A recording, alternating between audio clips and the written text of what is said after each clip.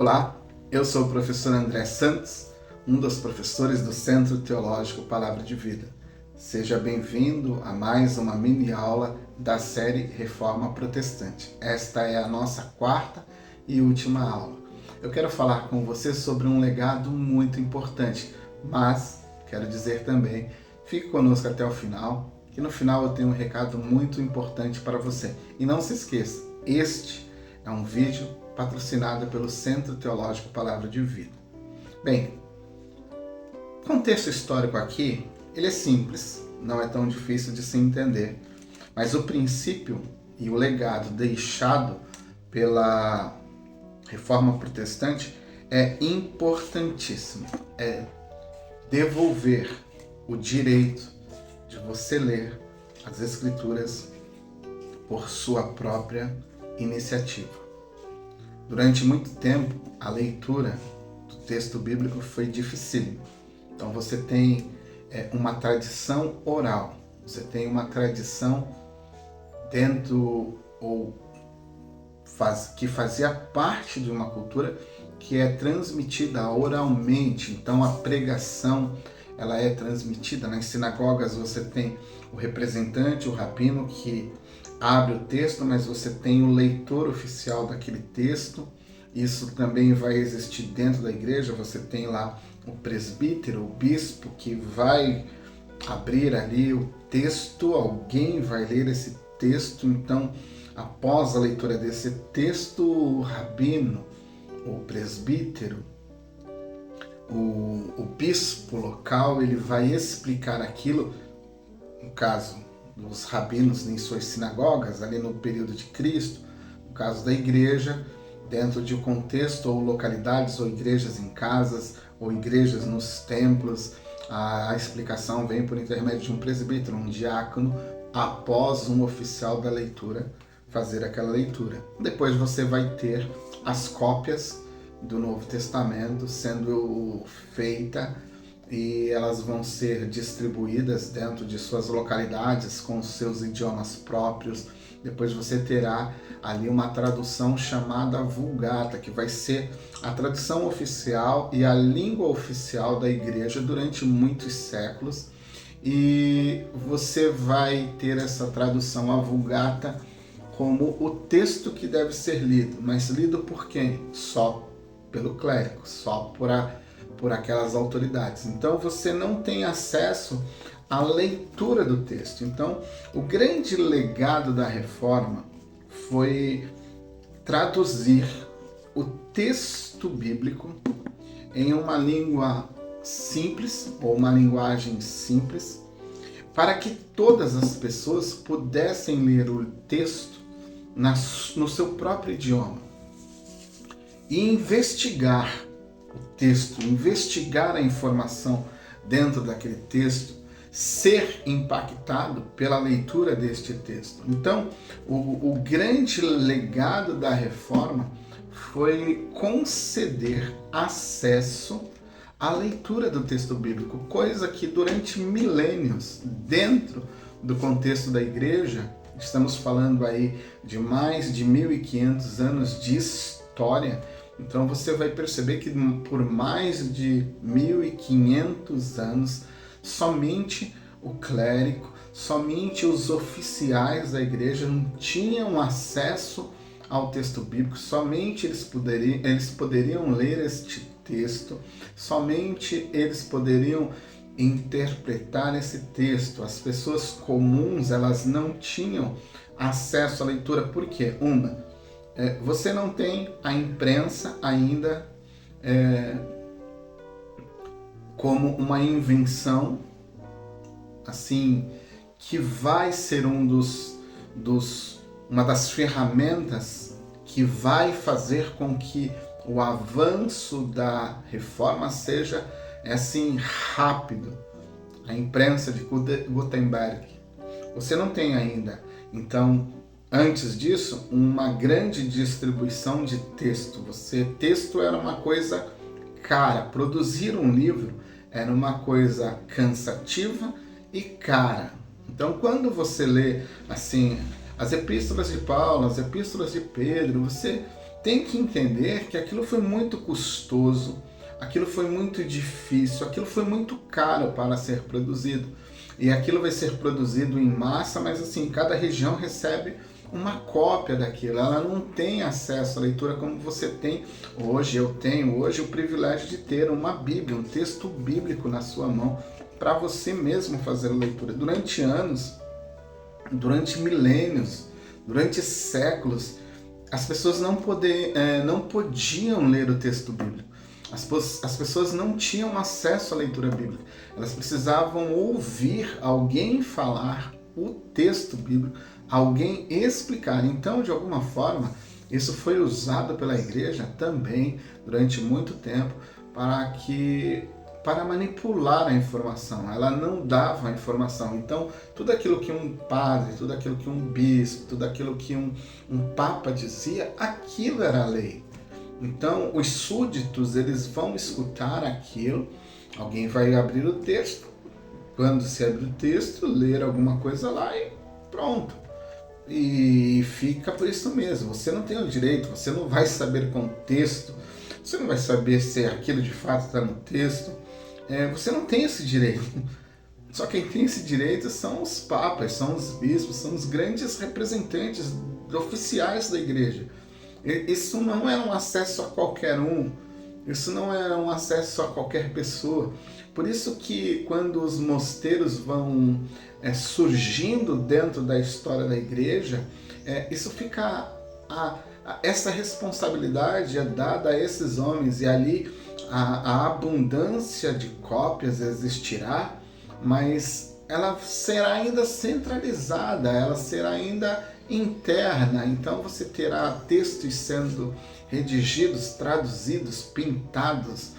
Você vai ver aquelas Bíblias lindas, com desenhos, com pinturas, com gravuras. Então você tem ali algumas coisas sendo elaboradas, mas isso ainda é restrito, isso ainda não é público, não é dado ao público, isso ainda não existe.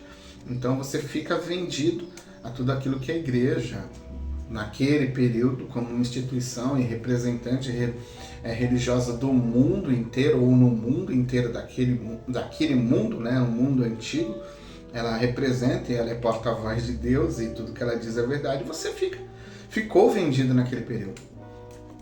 Então entra a reforma nesse contexto. E a reforma ela vem com um período onde você tem surgimento da imprensa, e você tem um surgimento de um movimento também, que é o resgate ou voltar às origens, você ir às origens para uma investigação, é o humanismo. E você tem dentro desse contexto um homem importantíssimo para a história da igreja como um todo, Erasmo de Roterdã. Erasmo de Roterdã é o homem que vai criar, ou oficialmente a história mostra que ele será o homem que vai preparar o primeiro texto grego após um longo período sem existir os textos originais. Então, ele vai viajar dentro ou no mundo e vai trabalhar com os textos gregos que ele tem, as cópias que ele tem, e vai fazer uma análise, entre aspas, com aquilo que ele tem, crítica, e vai produzir um texto grego e dar esse texto à igreja. Então seria um texto que irá corrigir as deturpações dentro da Vulgata, por exemplo, de alguma cópia. A partir deste texto grego, as traduções vão ser iniciadas para diversos idiomas. Então, por exemplo, dentro desse contexto, uma pessoa muito importante é Martinho Lutero. Ele tem o trabalho de ficar isolado durante um grande período, produzindo um texto na língua alemã. Então ele vai olhar o texto de Erasmo de Roterdã, fará a partir do texto de Erasmo, texto grego, texto do Novo Testamento grego, ele vai produzir uma cópia na língua alemã. E essa cópia vai ser, ou esta tradução vai ser agora distribuída para o povo alemão.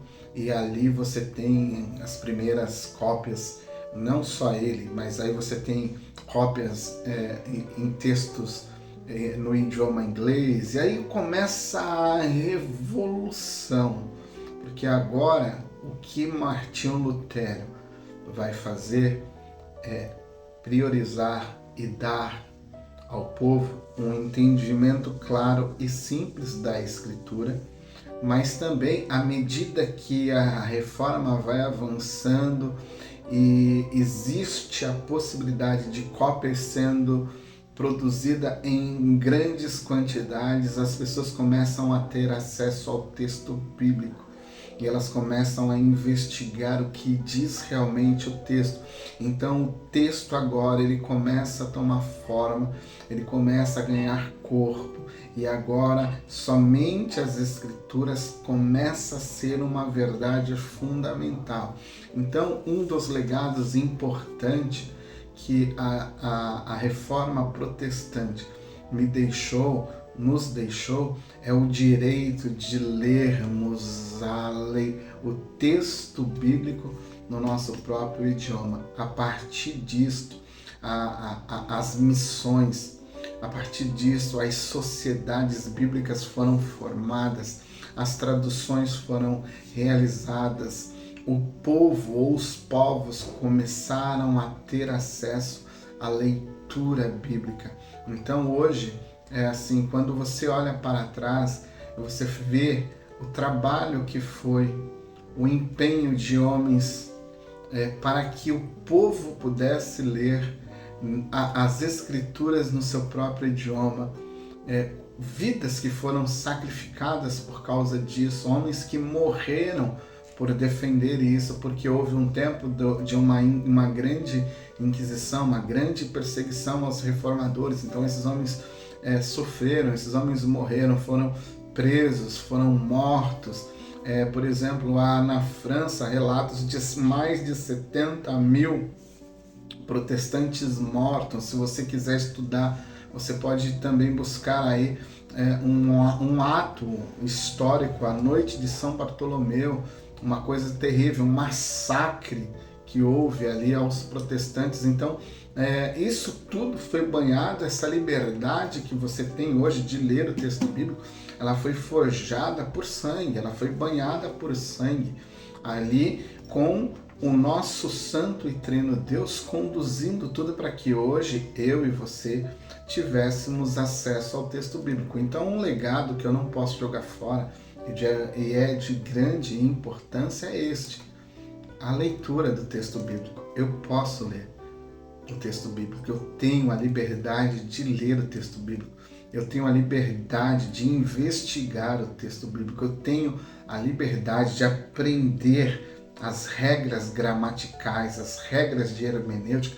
para que eu possa compreender a mensagem do texto, como ela é, sem a necessidade de ter um tutor, sem a necessidade, como falei em aula anterior, sem a necessidade de ter um intermediador lendo por mim, lendo para mim, interpretando para mim, dizendo que eu devo ou não aceitar. Eu tenho a liberdade. Eu posso ler o texto, você pode ler o texto, você pode orar, você tem livre acesso a Deus, você pode ir diante de Deus, como nós falamos sobre o sacerdócio real. Você pode entrar na presença de Deus, você pode suplicar diante dele uma promessa que você leu no texto dele.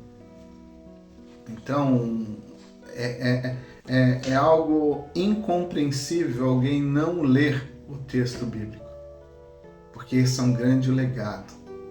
Conhecer o nosso Deus, ter acesso ao nosso Deus, a sua beleza, a sua majestade, através da leitura do texto bíblico. É importante a leitura do texto bíblico, e este foi o grande legado da igreja protestante para todos nós. Esses homens moveram céu e terra para que o povo pudesse ler o texto bíblico, para que o povo pudesse ter acesso ao texto bíblico, para que o povo pudesse julgar. Eles devolveram a liberdade de você entrar na presença do Senhor e ler sobre o seu Senhor. Ler a palavra do seu Senhor, escutar a voz do seu Senhor através do texto. Que Deus te abençoe e até uma próxima oportunidade.